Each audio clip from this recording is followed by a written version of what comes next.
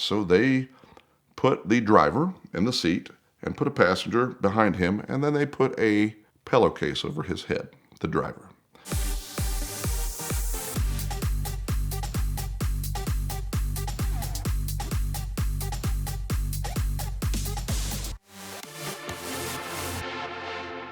We have reviewed that I may have been a bad child in a previous video, but going into young adulthood, I was borderline bad child into future hillbilly. Like, of course, I love the Dukes of Hazzard and the Magic Car That Flew and whatever else. And that naturally graduates you into demolition derbies and off-road trucks and things like that. And somehow I steered just clear of it, but I was going down the path of hillbilly stardom. So how do you do that? Demolition derbies and wild races of, they have combine demolition derbies and things like that. And somehow my wife at the time got me involved in demolition derbies and wild races at figure-8 tracks and things like that. So we'll just refer to her as the starter wife. And she had a terrific brother-in-law that would knows how to weld everything under the sun and everything. So my wife at the time wanted to enter the demolition derby, and we want to beat these people that have been the demolition derby champions for years at this county fair.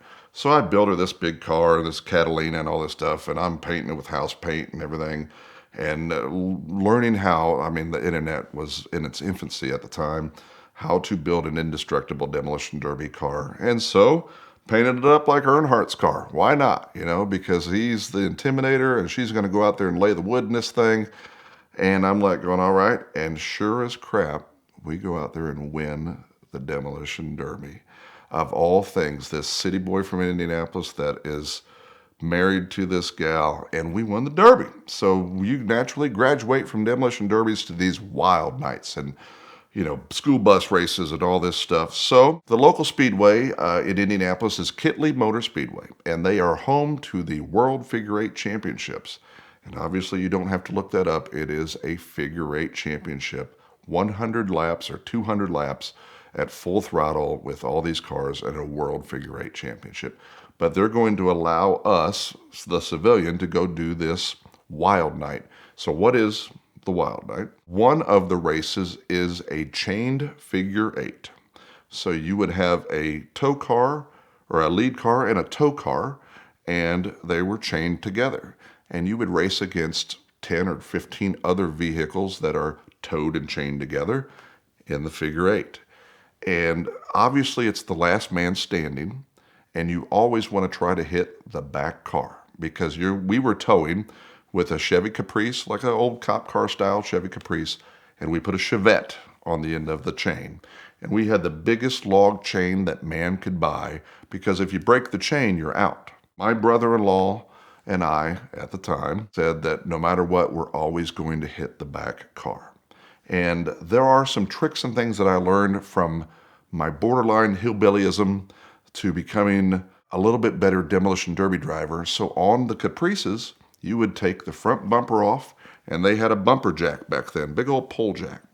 So you'd go to the junkyard and start scouring for the pole jacks, because when you took the front bumper off, the frame was hollow, and you would put the bumper jack in there, and you would sledgehammer them in as hard as you could and put the bumper back on, because then the inspector couldn't see it, and you have just reinforced the frame of your car, because the bumper jacks don't bend. They have to support the weight of your car. So, it's if you're not cheating in racing, you're not trying. And of every form of automobile racing. So we are going to do this chain figure-8 where my ex-brother-in-law is in the Chevette.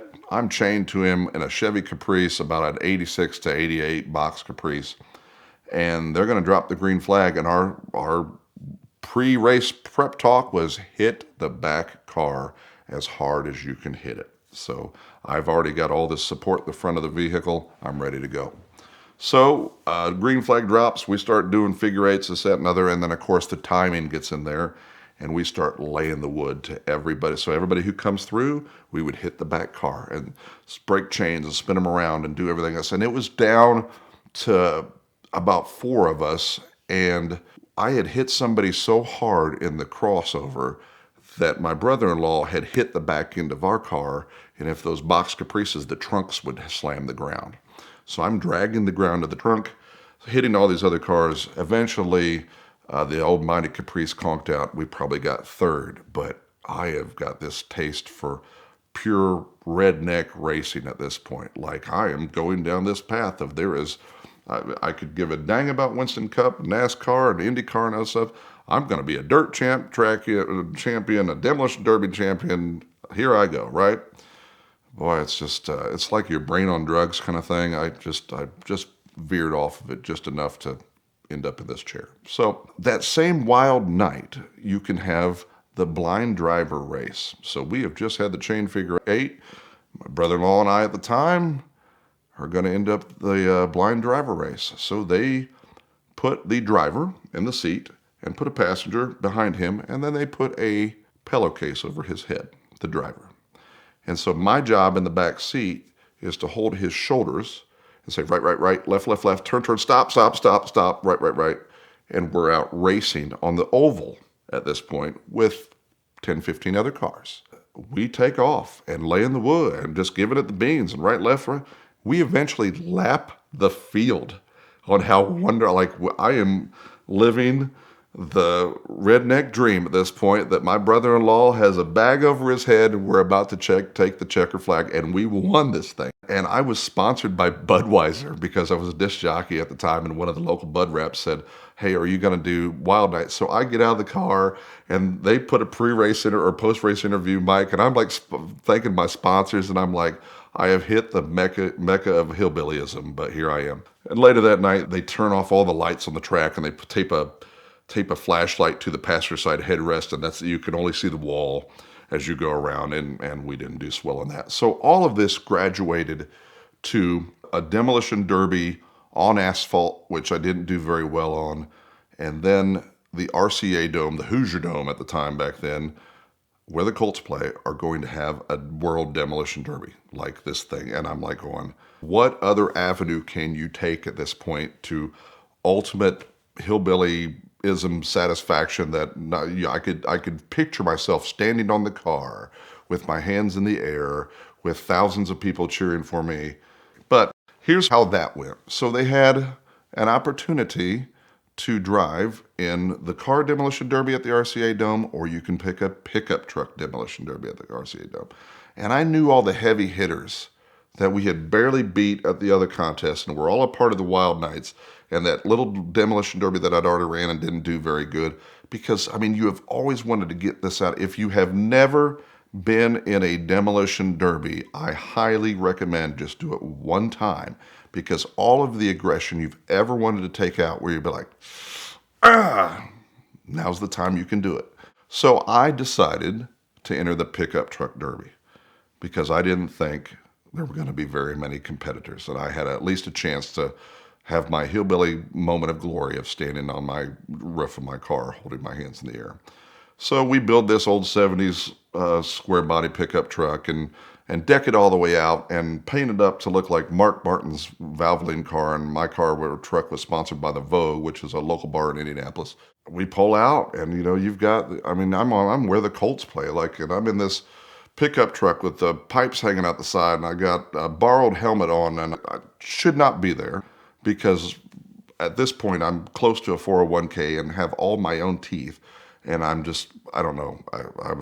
I tell you, this is my exit ramp to where I am today, or I just could have kept going down this way. So they had lined up all the trucks bumper to bumper, but there was huge gap between. Like normal demolition derbies are small, and bing, bing, bing, bing, bing, and then last man standing. This had a runway between them, and you can just give them the beans. And I had lined up way out at the end, so they had one way in and one way out in this big bullpen. And everybody's, like I said, used to running on a rodeo style, like a horse rodeo, not very big. And they gave us basically the whole football field of the RCA Dome to hit each other in. When you're building these cars, you cut a hole in the floorboard to put like a little cane or like a J, and you put it to the transmission, and when you shove it forward, the car goes forward, you pull it back, it goes back, and it will start in drive, neutral, park, it will start in anything you want to. You weld your diffs, and I'm ready to go. I got this huge old cowboy bumper on the back of this truck. I've, of course, put the bumper jacks through the frame. I am cheating and ready to win this thing.